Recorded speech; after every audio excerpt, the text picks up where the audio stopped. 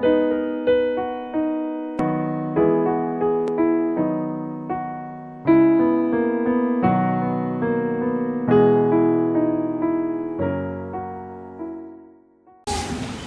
a continuar con Hechos 2 y yo les pregunto, ¿qué hacen ustedes el domingo después de escuchar la palabra de Dios? ¿Salen de la iglesia y todos se olvidan? ¿Puede ser? O se van de compras, o salen a almorzar y planean la semana que viene, o se quedan en el parque hablando de cosas. El domingo estaremos al parque y hablamos de muchas cosas. Para muchos el sermón termina el domingo al salir por la puerta. Hasta ahí llega. Hasta ahí llega la espiritualidad del domingo. Otros probablemente meditan en lo escuchado. Pero algo que me llama la atención de lo que tenemos aquí en Hechos 2, de esta predicación de Pedro, es que él generó una pregunta a los oyentes en su sermón. Ellos dijeron, ¿qué haremos? ¿Qué haremos? Al oír esto, versículo 36 del capítulo 2, compungidos de corazón, se dijeron a Pedro y a los demás apóstoles, hermanos, ¿qué haremos? Al oír esto, quiere decir, al oír el sermón de Pedro, quedaron compungidos de corazón y dijeron, ¿qué haremos? A mí en este tiempo que llevo en la iglesia hasta hoy, nadie ha venido acercándose y me ha dicho, ¿qué hago? ¿Qué hago? Vienen a decirme algunas veces que necesito el sermón, otras veces que me explica lo que no quedó claro, y otras veces vienen a cuestionar lo que he dicho. Pero qué bendición sería que un día alguien venga y me diga, ¿qué hago? ¿Qué hago? Porque esas palabras que están escritas en las Escrituras, esas palabras que se han predicado, han en realidad tocado mi corazón. Siento el peso de mi pecado, ¿y qué debo hacer? Sería una buena pregunta.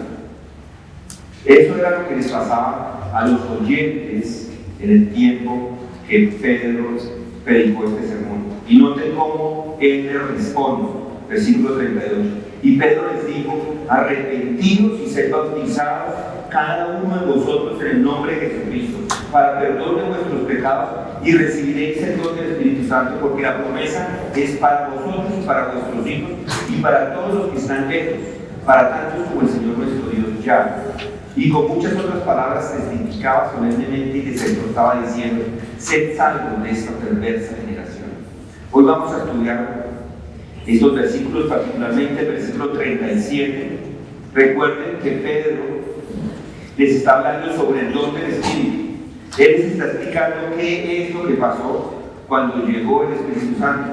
Y el sermón, en este sermón él les está diciendo que la venida del Espíritu Santo había estado profetizada en el Antiguo Testamento. Y él cita Joel capítulo 2, versículo 32 y Salmo 16.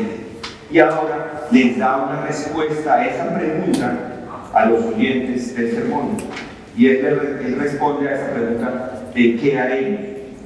Bruce, un teólogo, dice que esta es la primera predicación apostólica. Esta primera predicación apostólica conduce al primer credo apostólico. Y ese credo es Jesús es el Señor. Por supuesto, Pedro ha dicho que Él no es simplemente el Señor, Él también es el Mesías, es también el Cristo. Y una de las cosas que se destaca en este mensaje, de este gran sermón evangelístico, es que no hay sentimentalismo. Pedro simplemente predica la verdad de Dios con todo su poder y le responde a la pregunta con estas palabras: arrepentidos y sed bautizados cada uno de vosotros en el nombre de Jesucristo para perdón de vuestros pecados y recibiréis el don del Espíritu Santo. Y en su respuesta encontramos un Pedro. Probablemente hay otra pregunta que en este momento nos hacemos, y es, después de leer este texto, ¿es necesario el bautismo en agua para salvación? Esto no es meramente un asunto académico como uno podría mirar a primera vista o pensar a primera vista, pero la salvación de muchos creyentes presentes y en el pasado parecería estar en juego si esto no queda muy claro. Por ejemplo, si alguien dice que la resurrección no es cierta, y si no creemos en la doctrina de la resurrección, si la resurrección no ha tenido lugar, entonces, por supuesto, estamos en problemas. Porque Pablo lo dice: si Cristo no ha resucitado, vuestra fe es falsa, todavía estáis en vuestros pecados. Entonces también los que han dormido en Cristo han perecido. Si hemos esperado en Cristo para esta vida solamente, somos de todos los hombres los más dignos de lástima, dice Pedro. ¿Será que es lo mismo con el bautismo? La respuesta es no. ¿Cómo sería que se le enseñara que el bautismo no es esencial para la salvación y luego descubrir que sí lo es? Juan Calvino, por ejemplo, enseñó que el bautismo no es esencial para la salvación, aunque nunca debemos olvidar esto, que cuando decimos que el bautismo no es necesario para la salvación, no estoy diciendo que el bautismo no es necesario. El bautismo es una profesión de fe en el Señor Jesucristo muy importante, y cada cristiano debe ser bautizado en agua en testimonio a esa fe. Es una respuesta simple al Evangelio que todos podemos hacer, y cuando no lo hacemos, estamos en desobediencia. De lo que estoy hablando es que el bautismo no lo lleva a la salvación. No estoy hablando de la conveniencia del bautismo o de la importancia del bautismo, sino de si es necesario el bautismo para la salvación. Calvino dijo: no es necesario. John Wesley, otro que se encuentra en otro campo teológico, también estuvo de acuerdo en que no es necesario para la salvación. George Whitefield, uno de los grandes predicadores, él estaba con Calvino en su teología, también predicó que el bautismo no era necesario para la salvación, y digo, no es necesario, pero es importante. Spurgeon, Moody y muchos otros han proclamado en el Evangelio, ellos han traído mucho fruto al cristianismo, y han afirmado estas personas que el bautismo no es necesario para la salvación, ni es esencial. Sin embargo, todavía hay algunos que dicen que el bautismo es necesario. Tal vez lo hacen porque les gusta tener símbolos a cuales idolatrar. Pensemos en un momento en la experiencia de Israel con la serpiente en el Antiguo Testamento. En un momento de la desobediencia de Israel, debido a que no estaban respondiendo las cosas que Moisés les estaba diciendo que les había dado de parte del Señor, el Señor envió serpientes en medio de ellos. Y esas serpientes empezaron a picarlos, y muchas personas estaban muriendo. Y entonces Moisés va a donde el Señor, y el Señor le dice, y Moisés hizo una serpiente de bronce y la puso sobre el asta, y sucedía que cuando una serpiente mordía a alguno, y este miraba a la serpiente de bronce, vivía. Números 21:9. Y el Señor Jesús sabía, por supuesto, acerca de este pasaje. Él hace referencia a él en Juan capítulo 3, versículo 14, y dice: y como Moisés levantó la serpiente en el desierto, así es necesario que sea levantado el Hijo del Hombre. Es sorprendente. Es así que el Señor Jesús se ha comparado con la serpiente de bronce. Pero por supuesto, la serpiente es una imagen de nuestro Señor, es un tipo de Jesús. Recuerden que Cristo nos ha redimido de la maldición. Recuerden que Dios, al que no conoció pecado, le hizo pecado por nosotros para que fuéramos hechos justicia delante de Dios en él. No es la serpiente, es Jesucristo. Así que la serpiente de bronce era el medio de curación física para muchas personas en Israel, que habiendo sido mordidos y estaban a punto de morir, la miraban a ella y con una simple mirada fueron sanadas. Esa es una hermosa ilustración de la fe en Cristo. Con una sola mirada en Cristo y los méritos de Jesús, el pecador obtiene, en virtud del derramamiento de sangre, obtiene la salvación. Como resultado de esa mirada, esa simple mirada, los hombres son salvos. Ahora lo sorprendente es lo que pasa con la serpiente más adelante. En Segunda de Reyes, capítulo 18, en el reinado del rey Ezequías, muchos años después de la experiencia en el desierto, leemos esto, dice: quitó Ezequías los lugares altos, derribó los pilares sagrados y cortó la cena. También hizo pedazos la serpiente de bronce que Moisés había hecho, porque hasta aquellos días los hijos de Israel le quemaban incienso y la llamaban Namuscán. En Israel le estaban quemando incienso a la serpiente como si fuera una especie de Dios, un pequeño Dios. Esa es la forma en que muchas personas hacen con las cosas que pueden haber sido usadas por Dios o que son usadas por Dios. Tienden a idolatrarlas y convertirlas en algo que no tenía la intención de ser. En los tiempos del Antiguo Testamento, bueno, y pasa lo mismo. Cuando un niño nacía, varón, debía ser circuncidado al octavo día, como testimonio de la relación de los hijos de Israel con el pacto Abraham. Sin embargo, no pasa mucho tiempo después, antes de que las personas confundan todo eso en sus mentes, y al estudiar las Escrituras vemos que la circuncisión llegó a ser un medio por el cual un individuo se salvaba y se convirtió en una necesidad para la salvación. Así que cuando el apóstol Pedro predica a los creyentes, o Pablo predica, y los creyentes gálatas vienen al Señor, los judaizantes entraron entre ellos y dijeron: Pablo le dijo muchas cosas buenas, pero no le dijo todo. No solo deben creer en Cristo, sino que deben ser circuncidados para ser salvos. Eso decían los judaizantes. Y así, lo que en el Antiguo Testamento fue diseñado para ser un signo y un símbolo de la relación de fe, ahora se ha convertido en el medio por el cual las personas entran en posesión de la salvación. Entonces, por eso, el bautismo, regresando al bautismo, la era cristiana también ha sufrido un cambio con el propósito que el bautismo tiene. Por eso vamos a discutir esa pregunta. ¿Es necesario el bautismo para salvación? ¿Es necesario para la salvación o no es necesario para la salvación? No podríamos decir, algunas personas dicen esto y otras personas dicen lo otro, lo opuesto. Al final, ¿qué importa? Bueno, sí importa. Sí importa. Tenemos ese texto frente a nosotros y tenemos que lidiar con él. De hecho, el cristianismo no es llamado los caminos de Dios, sino el camino. En el Hechos vemos que es el camino, es singular, hay un solo camino. Ahora Pedro está predicando y su predicación ha llevado a una magnífica conclusión: que a ese Jesús, a quien vosotros crucificasteis, Dios le ha hecho Señor y Cristo.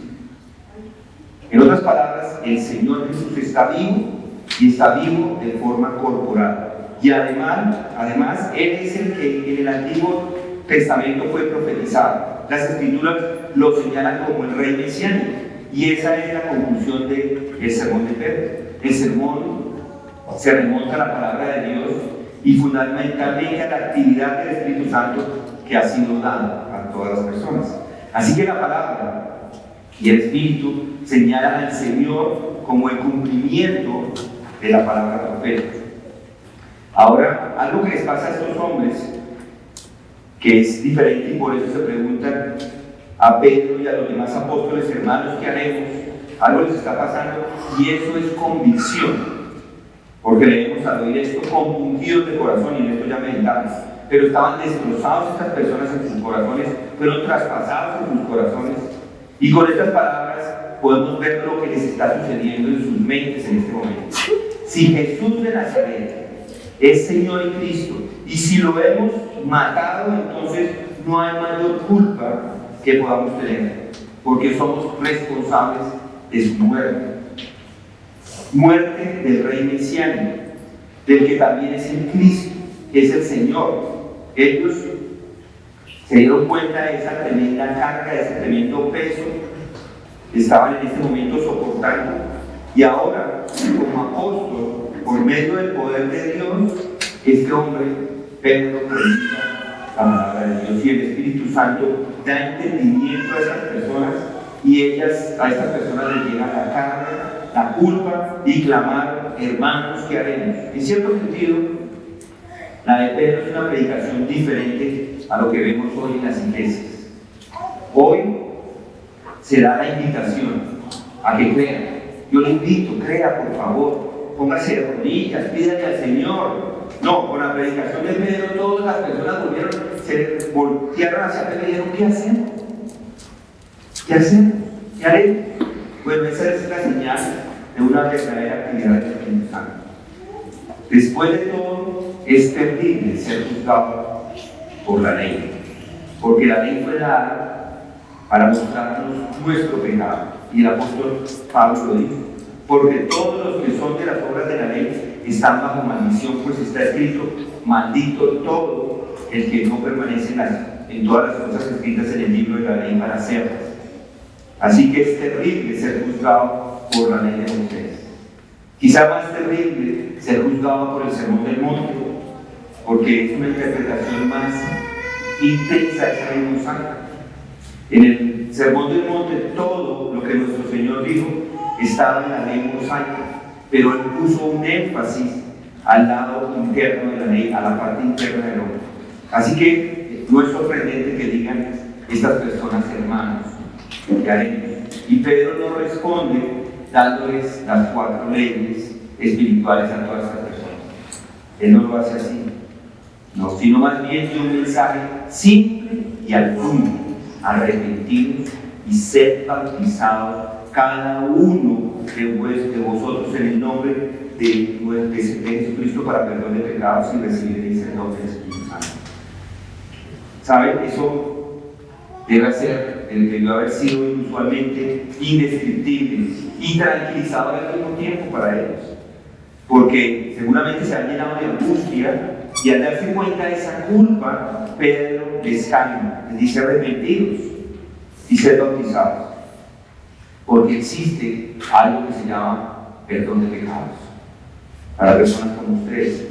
Eso tuvo que haber sido muy tranquilizador. Pero noten la respuesta de Pedro. La primera impresión que muchas personas obtienen es: ¿no dice Pedro qué hacer para ser salvos? Allí lo dice: debemos arrepentirnos y debemos ser bautizados. Y si nos arrepentimos y si somos bautizados, entonces recibimos el perdón de pecados. Si toman uno este texto así, simplemente, es lo que realmente pareciera que el texto enseña. Pero es posible que alguien lo mire y diga que el bautismo es necesario para la salvación. Si cualquier persona lee las Escrituras, si lee el Nuevo Testamento, sin embargo, estaría asombrado de estas palabras que encontramos acá. Es un problema que tenemos ahí. Porque en el Antiguo Testamento, cuando leemos el Antiguo Testamento, no se encuentra ningún caso en el que el Evangelio está relacionado con un acto físico en que los hombres deben hacer. En el Antiguo Testamento, un hombre es justificado por la fe y no por las obras de la ley. Y luego, en el Nuevo Testamento, hay declaraciones claras acerca de la justificación por fe. Una cosa bastante interesante que Juan dice es: pero estas cosas se han escrito para que creáis que Jesús es el Cristo, el Hijo de Dios, y para que al creer tengáis vida en su nombre. En otras palabras, Juan dice: he escrito mi evangelio para que creáis y tengáis vida. Pero luego, cuando lee el evangelio con eso en mente, descubrirá que las 98 veces que el apóstol Juan relaciona la salvación con fe en Cristo solamente, y nunca hace ninguna declaración que pueda sugerir el bautismo, que el bautismo es esencial para la salvación. Pero Pablo lo dice: pues Cristo no me envió a bautizar, así lo dijo, sino a predicar el evangelio, no con palabras elocuentes, para que no se haga vana la cruz de Cristo. 1 Corintios 1:17. Ahora, si el evangelio incluye el bautismo, y seguramente es lo que tendríamos que decir, porque ese texto, como está escrito en este momento, pareciera que la salvación va a incluir el bautismo, porque Se ve que o pareciera que es esencial para la salvación, pero la declaración que nos está dando Pablo allí, Cristo no me envió a bautizar, sino a predicar el Evangelio, ya nos muestra que eso sería algo imposible. El Evangelio no incluye el bautismo en agua. Es por eso que Pablo dice, no me envió a bautizar, sino a predicar el Evangelio. Entonces, con todo eso en mente, revisemos otra vez el texto de Hechos 2.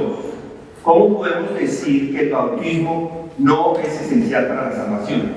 Tenemos que analizar este texto con más cuidado. En primer lugar, Pedro dice que hay una doble responsabilidad. Doble responsabilidad es muy clara aquí. Deben arrepentirse y ser bautizados. Ahora, para evitar mucha discusión, simplemente voy a decir que arrepentirse es una parte de lo que significa creer. Eso es importante y guárdenlo ahí en su mente. Creer, porque ya voy a volver a hacer referencia a esto una vez, creer es un término más amplio y arrepentirse es un término más estrecho. Pero un término que sin embargo está relacionado muy estrechamente con la fe. Y hay dos responsabilidades, las dos responsabilidades y hay dos resultados prometidos en ese texto. Él dice, arrepentidos y bautícese cada uno de vosotros en el nombre de Jesucristo. Y luego dice, para la remisión de los pecados y recibiréis el don del Espíritu Santo. En otras palabras, una doble responsabilidad. Arrepiéntase, bautícese y un doble resultado, la sumisión de los pecados, la remisión, el perdón de los pecados y el don del Espíritu Santo. Así que es importante para nosotros ver esto. Tengo que decir algo adicional que creo que ayuda en el argumento, y es que creía la iglesia primitiva acerca de esto. ¿Qué dijo la iglesia primitiva? Bueno, la iglesia primitiva dijo que no es necesario el bautismo. Ellos nunca enseñaron que las escrituras enseñaban esto o que mostraban esto. Podemos decir de los padres más antiguos, los padres apostólicos, como Policarpo, Clemente de Roma, Ignacio, todos estos han escrito que la salvación bautismal no es necesaria, no hay una salvación por el bautismo. Policarpo no lo hizo, Clemente no lo predicó, Ignacio no lo hizo. Sin embargo, un hombre, después en el siglo II, Justino Mártir, comienza a ministrar, este gran apologista, de muchas maneras un buen hombre en algunas cosas, comenzó a decir que para ser regenerado las personas necesitaban pasar a través del bautismo. En otras palabras, voy a ponerlo de esta manera solo para hacerlo bastante general, había confusión en ese momento también en la iglesia primitiva acerca del bautismo y la salvación. Mientras que el más antiguo de los padres apostólicos parece no enseñar o no enseñaba la necesidad del bautismo, sin embargo, en un tiempo empezó esa doctrina a entrar en la iglesia y se encontró también que los escritos de Agustín, este es su nombre, también en esos escritos, este hombre, Agustín, que dijo que no existía un sistema sacramental, él mismo estaba violando las escrituras porque él también estaba probando el bautismo como un regenerador. Las escrituras, o sea, esto no sería suficiente. Si hablamos de los padres, pues no es suficiente para probar el punto, pero simplemente para que ustedes lo tengan en mente. Pero las escrituras nos dicen por todos los lugares de las escrituras que el bautismo no es necesario. Pero cuando llegamos a este texto, cuando llegamos al texto de Hechos 2:37, cuando llegamos ahí sí ya nos encontramos en problemas, porque ahí sí pareciera. Entonces, ¿cómo vamos a lidiar con lo que tenemos ahí? ¿Es el bautismo esencial para la salvación, como algunos dicen? Y la respuesta a eso es no. El arrepentirse, dicen algunos, hay muchas versiones, hay muchas posiciones ahí. No voy a entrar a todas ellas, pero simplemente hay unos que dicen, por ejemplo, que arrepentirse, solamente para argumentar, basado en el texto, dice arrepentirse es plural y el término bautizarse es singular. Eso es lo que dice. Entonces, para ellos es bastante obvio que el singular tiene intención de referirse a una sola persona, pero acá no. Acá dice: cada uno de vosotros, en el nombre de Jesucristo, bautícese cada uno de vosotros, o ese cada uno de vosotros está haciendo referencia a más personas. Entonces es plural, no está haciendo referencia a uno solo. Así que la diferencia es simplemente estilística y no tiene nada que ver con un paréntesis, porque eso es lo que ellos hacen. Toman el arrepentirse, lo toman con el perdón de pecados, y el bautismo con la venida del Espíritu Santo. Es decir, esta sección, arrepentidos y bautizados cada uno de vosotros en el nombre de Jesucristo para perdón de pecados, tiene otro problema inclusive adicional. Hay una palabra allí para, no es la palabra para después de Jesucristo, para perdón de pecados. Entonces, ¿qué hacen muchos para dar otro argumento ahí? Dicen: este para es un porqué. Arrepentidos y sed bautizados cada uno de vosotros en el nombre de Jesucristo, porque Él ha perdonado vuestros pecados. Entonces dicen que esto se puede hacer, que las preposiciones griegas, esto se podría hacer. Hay muchas preposiciones griegas y esta es una preposición muy común, entonces que puede tener esto de uso. Pero si vamos al Nuevo Testamento, esa preposición traducida por qué solamente la encontramos 2 veces de todas las otras. No sé cuántas, no tengo el número de cuántas, pero todas las otras cantidades de preposiciones que se traducen para. Entonces, eso simplemente no sería tampoco un argumento para defender el caso en este momento. Entonces, en realidad, no nos quedan muchas opciones, porque el texto en este momento lo que nos está diciendo es que hay que bautizarse para salvación. Sin embargo, tenemos una opción adicional y es ir a Hechos 10. Esto nos va a ayudar. Hechos 10.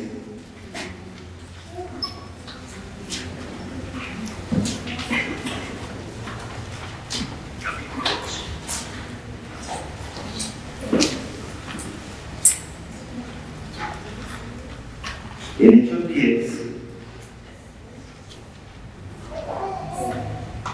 versículo 34, allí dice: entonces Pedro, abriendo la boca, dijo: ciertamente ahora entiendo que Dios no hace acepción de personas, y les da el mensaje. Pero noten el versículo 43, hablando de Jesús. Noten el versículo 43, de este dan testimonio todos los profetas, de que por su nombre todo el que cree en él recibe el perdón de pecados. Ahí hay la misma expresión que Pedro utiliza el día de Pentecostés en Hechos 2:38, perdón de los pecados, 2:37. Esta vez no dice arrepiéntase, sino dice creer. Y recuerden, dijimos que creer es un término más amplio, arrepentirse es el término más estrecho. Entonces, todo el que cree en él recibe el perdón de pecados. Y luego Lucas dice: mientras Pedro aún hablaba estas palabras, el Espíritu Santo cayó sobre todos los que escuchaban el mensaje. Hechos 10:44. Ahora, esa fue la segunda cosa, ¿recuerdan? Que sucedía cuando se arrepentían y se bautizaban, recibían el perdón de pecados y el don del Espíritu Santo. Bueno, entonces no hay duda de que el don del Espíritu Santo llegó en ese momento. Y noten el 45, y todos los creyentes que eran de la circuncisión, que habían venido con Pedro, se quedaron asombrados porque el don del Espíritu Santo había sido derramado sobre los gentiles. Entonces Pedro, quien es el mismo hombre de Hechos 2:38, dice: ¿puede acaso alguien, 10:47, puede acaso alguien negar el agua para que sean bautizados estos que han recibido el Espíritu Santo lo mismo que nosotros? En otras palabras, ya habían recibido el Espíritu Santo antes de haber sido bautizados en agua. Es obvio que el bautismo en agua no es esencial para la recepción del Espíritu Santo. Y otros textos lo deja también bastante claro en las escrituras, pero este yo creo que es el que mejor nos ayuda a entender lo que está sucediendo en Hechos 2:38. Porque si tomamos un texto, y nunca lo deberíamos hacer así, tomar un texto y hacer una doctrina en un solo texto. Sin embargo, lo que tenemos alrededor del texto tampoco nos ayuda, porque los textos anteriores y posteriores no nos indican nada, pero lo que tenemos acá es un mismo autor, es Lucas.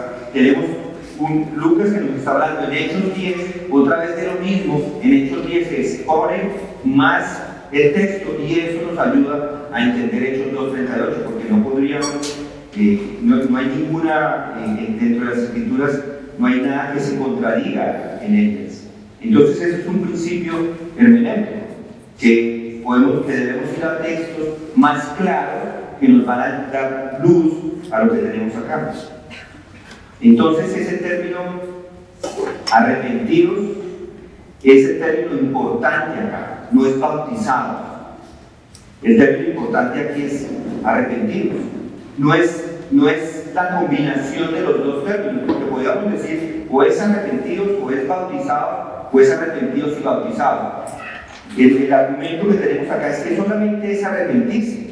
Ese es el término clave.